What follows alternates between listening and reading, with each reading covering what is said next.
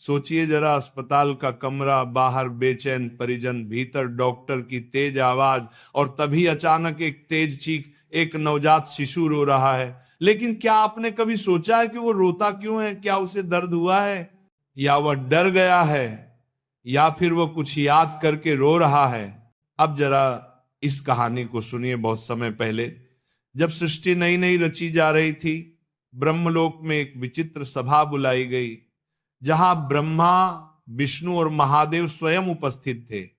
विषय था मनुष्य जन्म।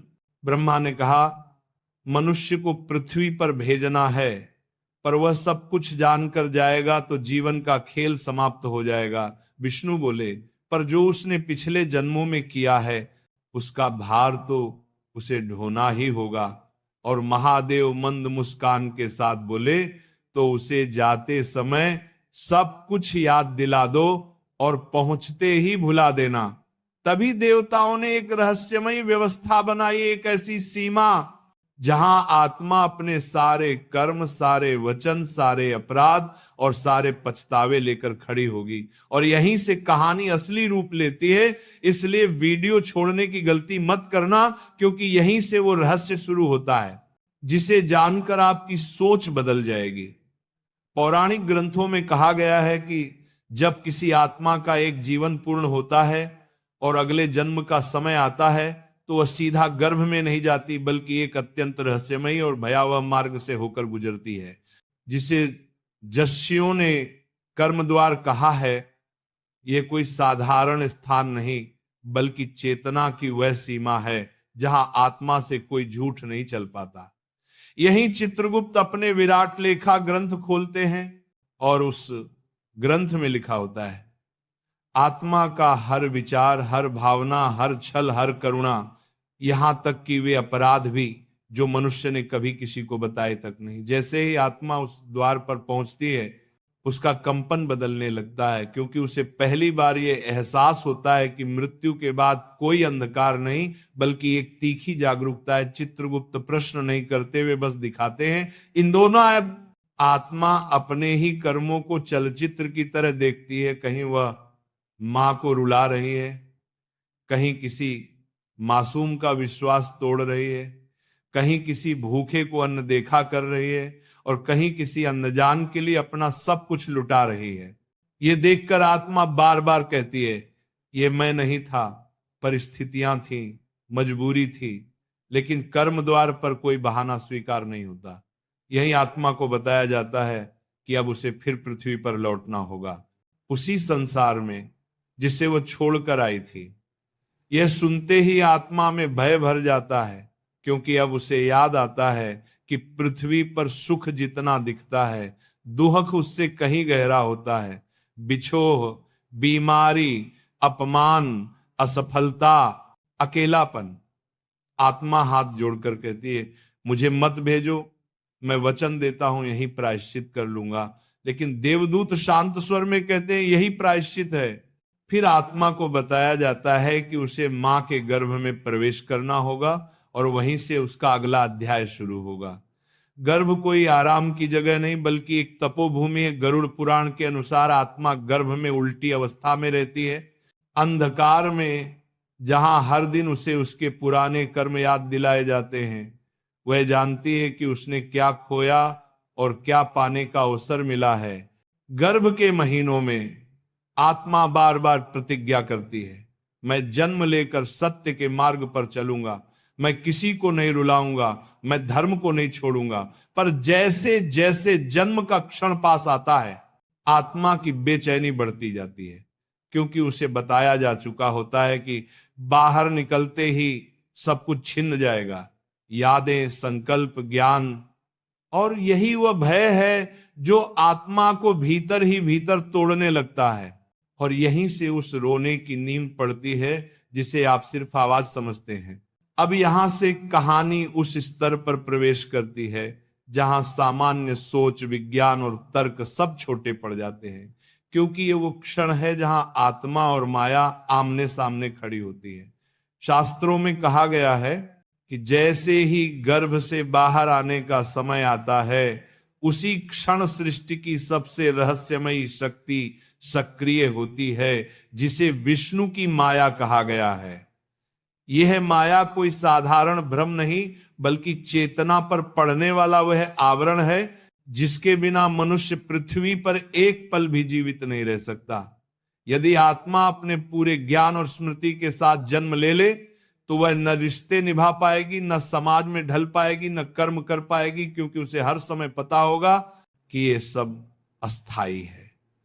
इसलिए जैसे ही शिशु जन्म की दहलीज पर आता है, आत्मा को एक अंतिम झलक दी जाती है पिछले जन्मों की, किए गए कर्मों की, अधूरे वादों की, टूटे रिश्तों की।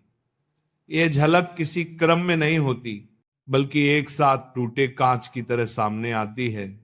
आत्मा देखती है कि वह किन लोगों को छोड़ आई है, किन की आंखों में आंसू छोड़ आई है, किन अवसरों को खो दिया और किन पापों को टालती रही।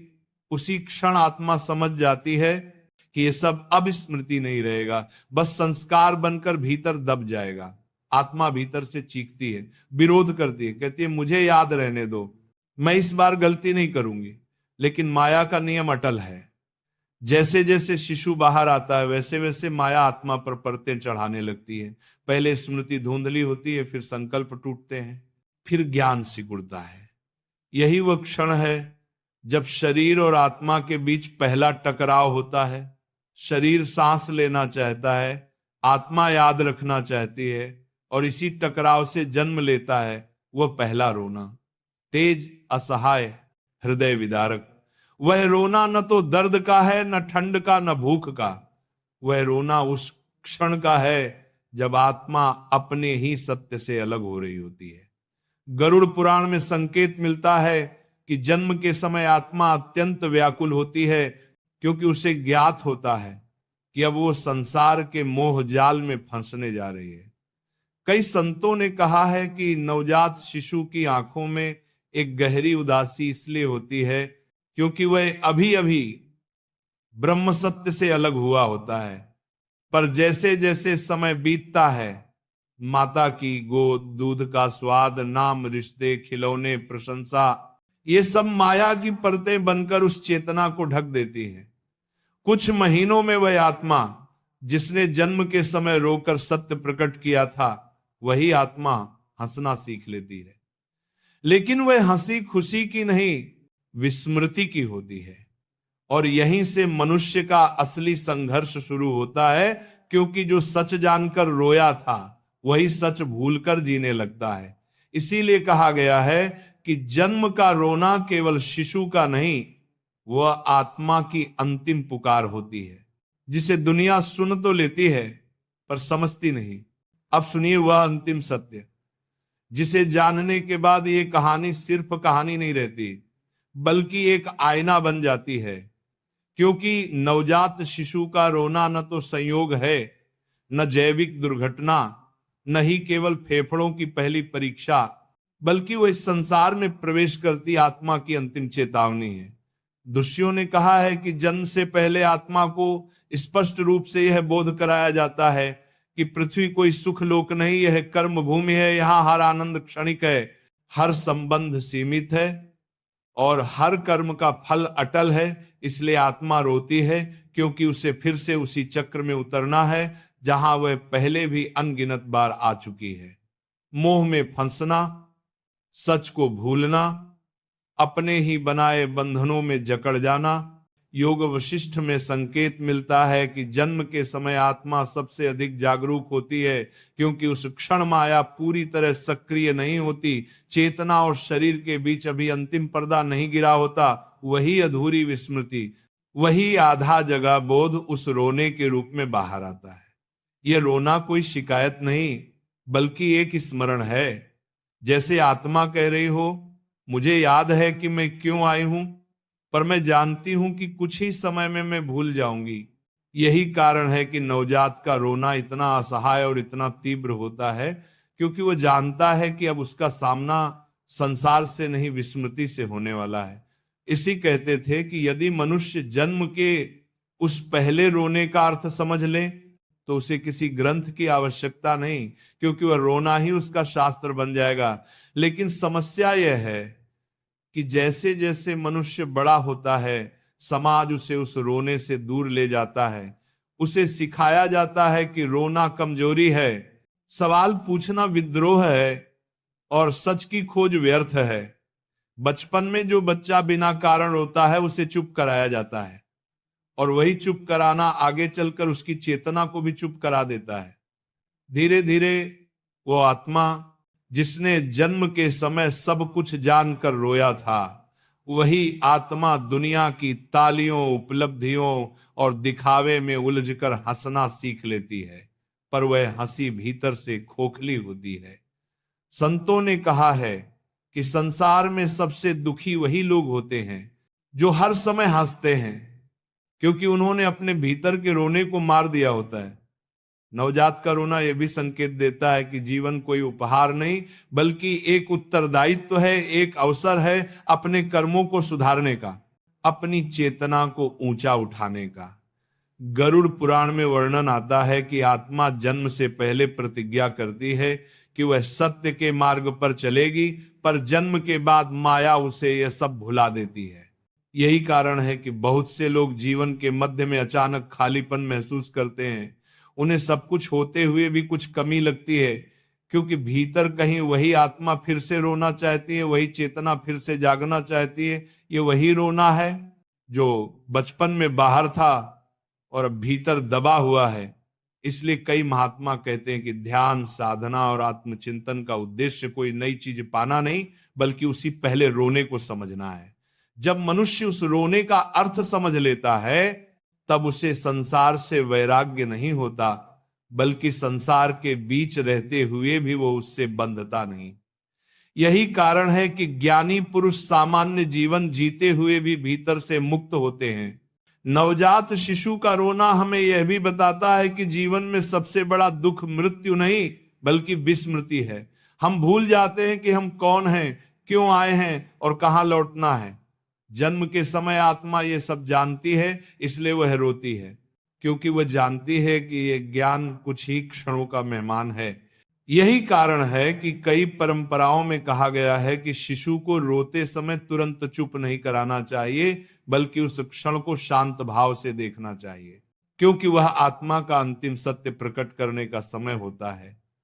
पर आधुनिक जीवन में हम उस रोने को भी शोर समझकर दबा देते हैं, जैसे हम अपने भीतर के हर प्रश्न को दबाते आए हैं। अंतिम सत्य यह है कि मनुष्य जीवन की पूरी यात्रा उस रोने से उस शांति तक की है। जो जन्म में रोया वह जीवन में समझे और मृत्यु में शांत हो जाए। यदि मनुष्य जीवन भर उस रोने के अर्थ से दूर रहा तो मृत्यु भी उसे भयभीत करती है, लेकिन जिसने उस रोने को समझ लिया उसके लिए मृत्यु भी मुस्कान बन जाती है। इसलिए कहा गया है, मनुष्य रोते हुए आता है क्योंकि वह सच जानता है, और हंसते हुए नहीं बल्कि शांत होकर जाता है, क्योंकि अंत में वह सब समझ जाता है। अब प्रश्न ये नहीं कि बच्चा क्यों रोता है, बल्कि प्रश्न यह है कि क्या आप आज भी अपने भीतर उस रोने को सुन पा रहे हैं, या आपने भी समाज की तरह उसे चुप करा दिया है। क्योंकि जिस दिन आपने उस रोने का अर्थ समझ लिया, उस दिन ये कहानी खत्म नहीं होगी, बल्कि आपका वास्तविक जीवन शुरू होगा, चेतना के साथ, बोध के साथ और सत्य के साथ। शायद आज पहली बार हमें समझ आया हो कि जीवन की शुरुआत रोने से क्यों होती है, क्योंकि आत्मा जानती है कि ये दुनिया आसान नहीं लेकिन अर्थपूर्ण है। अगर इस कहानी के बाद आपके भीतर कुछ पल के लिए भी शांति आई हो, अगर किसी पुराने प्रश्न ने आज फिर से दस्तक दी हो, तो समझिए वह रोना व्यर्थ नहीं था, ना उस बच्चे का ना आपका। जीवन हमें हर दिन मौका देता है थोड़ा और सचेत होने का, थोड़ा कम तोड़ने का, थोड़ा ज्यादा समझने का।